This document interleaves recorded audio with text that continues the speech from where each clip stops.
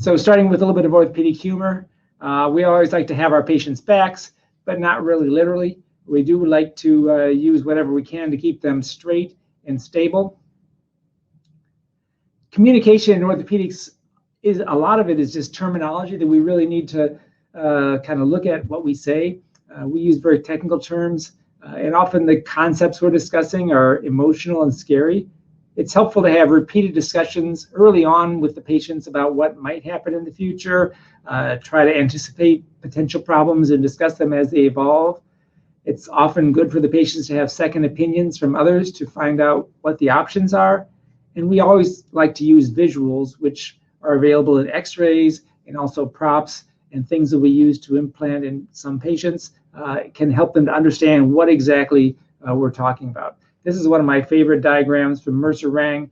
The orthopedic surgeon is talking to the family using lots of Latin terms. He said it so often he's kind of falling asleep inside of himself. The mom hears the word surgery and everybody kind of is frozen. So we need to get beyond that. So I'd like to talk a little bit about some of the principles in caring with the spine.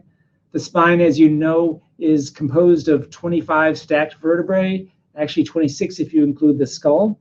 There are 7 cervical, 12 thoracic, 5 lumbar usually, and the sacral. And they really have several functions. They anchor and shape the skeleton. They allow muscles to attach and help to move it. They protect the spinal cord, and it provides controlled mobility. Each vertebra has processes that allow muscle attachments for leverage so that the vertebra can rotate, can flex and extend in a controlled fashion. And each vertebra has different degrees of mobility. The cervical spine is very mobile. The thoracic spine is more stable. So the spine is a strong structure, right? We know this from language and idioms that are used.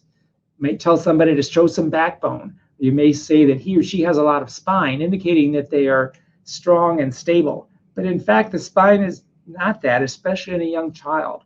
Actually, it's not as stable. There are stabilizing forces, but also destabilizing forces. In the growing child with neurological disorders, it's very important to understand those, anticipate them, and intervene at the right time. The stabilizing forces include the rib cage, which makes the thoracic spine more stable. You can still rotate, but motion is much more limited. Ligaments are also stabilizing, mainly in flexion and extension, and there are many rows of ligaments that exist in the spine to help bind it together.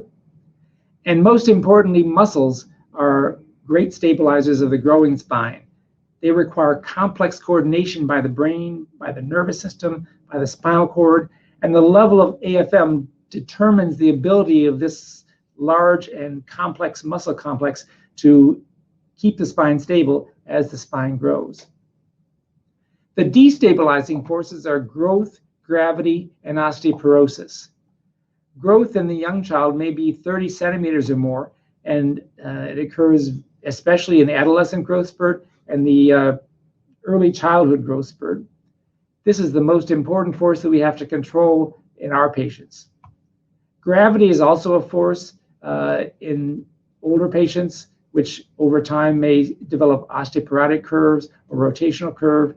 And so those are some destabilizing factors that you need to anticipate when assessing your patient's risk of spinal deformity. A child who has a major high-level cord dysfunction or neurologic dysfunction before the age of 10 probably will not be able to control this incredible force of growth as it pushes the spine up over time. And that's why spinal curvature is so prevalent in these patients. How do vertebrae grow? They grow from cartilage processes on each surface, really. And the major vertical processes are controlled by these endplates. The cartilage endplates that form the wall of the disc is a mini growth plate, just like you have in your extremities. And they grow about 1 millimeter per vertebra per year, a little bit faster in adolescence, and a little bit faster even in the first 2 or 3 years of age. If a spinal curvature develops, we like to quantify it by degrees. We call it the Cobb technique. And I'll show you how we do that. We always measure the top of the most inclined vertebra to the bottom of the other inclined vertebra. and measure two curves if you have them. So use levels that make the curve as large as possible, taking the most inclined vertebra at the top or the bottom, and then you draw perpendiculars to that from each of those, and then you measure the angle between the perpendiculars, and that's the Cobb angle. So this patient would have approximately a 40-degree scoliosis in the thoracic and about as much in the lumbar. This, of course, doesn't measure all planes. It doesn't quantify rotation, but it's a good way of giving a means of progression and trying to assess the effect of all these stabilizing and destabilizing factors on the patient's body. Of course, there are newer imaging modalities that give 3D visualization, but we don't do those routinely, especially on AFM patients. So things can worsen really fast in adolescent.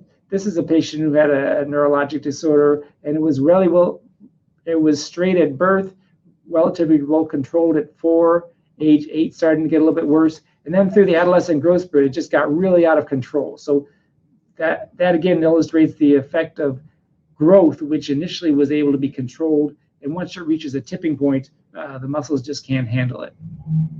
So why does spine deformity develop? It's really an imbalance between the stabilizers and the destabilizers, and if it reaches more than about 25 degrees, it's pretty likely to keep on going. Some of the curves less than about 25 degrees can be controlled by whatever muscle forces or external stabilizers there are, but in a growing child, that's kind of a relative tipping point to be more concerned. In Kennedy-Krieger, out of the 31 patients with AFM that were reported, about 11 of them had scoliosis, and 2 or 3 of them needed surgery. They do have intact sensation, which is really important in improving the risk of pressure sores, and they have rarely any cognitive impairment, so that's really important to assess in their ability to collaborate with the methods we're going to offer them. So there are conservative treatments for an evolving spinal curvature, and then there are some less conservative treatments. The conservative treatments include sitting systems, which may include a head support, and it's very important to have a seating clinic or a seating team that can provide the patients with the most advanced technology and appropriate for their age and growth and abilities. There are also supportive garments, which have a role in very small curves, such as the DMO suit, which can incorporate rotational forces and some stabilizing forces in the coronal and sagittal planes. These do not do much, however, once the curve gets into the high 30s and 40s. It just doesn't really have the focal ability to influence the skeleton itself. But it can be useful in the lower degrees of curvature, very early deformities. And then, of course, we all know about braces, also called orthoses, or TLSO, which stands for thoracolumbo-sacral orthosis. And these are really intended to guide growth. Again, they're best for curves that are not too huge. In the 25 to 35 to 40 degree range, they can often be helpful, allowing patients to sit up straighter and hopefully more comfortably. But as the curve gets more than about 40, the pressure on the ribs, the asymmetrical pressure as it's transmitted through the skin, can be uncomfortable, and after a couple hours, they really can't take it anymore. So we all, hope this would work, but we have to accept reality that sometimes the patient can't tolerate the orthosis as the curve gets bigger. In addition, the orthoses, even with cutouts, can cause problems with heat and can restrict the true excursion of ventilation in certain ranges. If the curve gets bigger, usually 60 or 70 degrees in a growing child, we will offer them an internal brace called a growing rod, and this can control the curve, improve trunk height, improve curvature, sometimes make them sit better. And in general, if they're less than about 9 or 10 years in skeletal age, we will typically consider that and discuss with a patient whether they want an internal brace such as this. In the 10 years ago, we used to have to do lengthening of these growing rods, but now we have self-lengthening magnetic growing rods, which can actually be activated by an external magnet, and we can control the amount that they grow and make them get taller by incremental application of this magnet until they reach a satisfactory level of maturity. Some cases, however, if the patient is older or has bigger curves, some patients may need a spinal fusion. And this is relatively rare so far in the experience of the AFM population. They provide us permanent spinal stabilization in the best position. Usually in the paralytic patient, they are the whole spine, in other words, down to the pelvis, but sometimes down to the lumbar spine. And the rods will hold it straight. But over time, the rods themselves are not what holds it. It's the fusion that happens with the rods, and those two in concert function as kind of a reinforced stabilization construct. If you don't fuse the spine or it doesn't fuse itself, the rods will eventually crack because of the many thousands of cycles that the child exerts over time. So who benefits from this surgery? Patients with really collapsing curves who need to use their arms to sit and who are starting to develop creases in the skin, or patients who have pain in the area of the curve, such as this very focal, large collapsing curve. Those patients often are better, more comfortable, taller, and are able to breathe better if the spine is stabilized. When is it best to have spinal fusion? Well, usually as late as possible. We want the patient to grow as tall as possible because the final rods do not typically grow. So close to the end of growth, or at least as close as possible. Generally after the growth spurt, and from common knowledge, you probably know that the growth spurt is about age 12 in girls and 13 or 14 in boys. And at that age, patients are still growing, but they have less than about 2 centimeters of growth within the segmented portion of the spine. Is it ever too late to do the surgery?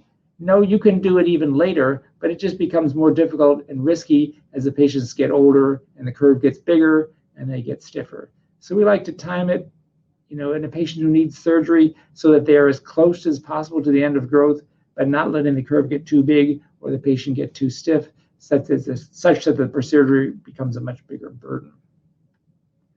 The operation typically is a 4 to 5 hour case. We initially make the spine more flexible, and then we insert things to anchor to the spine, such as hooks or wires, and then we align the spine over these rods to help make it straight and correct the rotation and make it stable. So in a patient without axial trunk control, we will typically fix it down to the pelvis, as shown here. After surgery, the patients are typically in the hospital for about 3 to 4 days, sometimes up to a week, depends on the lungs. They usually start in the ICU, and they're typically in the hospital and then in a rehab setting. And typically it takes 1 to sometimes 3 months until they're back to normal enough to attend school regularly. So in summary, the spine is a very dynamic structure. Growth as well as gravity are deforming forces. So the younger the patient, the bigger this potential obstacle is going to be. You want to support deformities early with non-invasive modalities such as the suit, the brace, the wheelchair, the seating system. Try to achieve reasonable growth as long as possible, but surgery may be necessary in some cases when all the other measures have failed. Thank you. So next I'd like to introduce my colleague, Colin Watkins, who is an assistant professor of orthopedic surgery at my alma mater, Boston Children's Hospital, and he's a pediatric hip and lower extremity specialist. And he'll be talking about management of joint contracture, hip subluxation, and limb length inequality in AFM.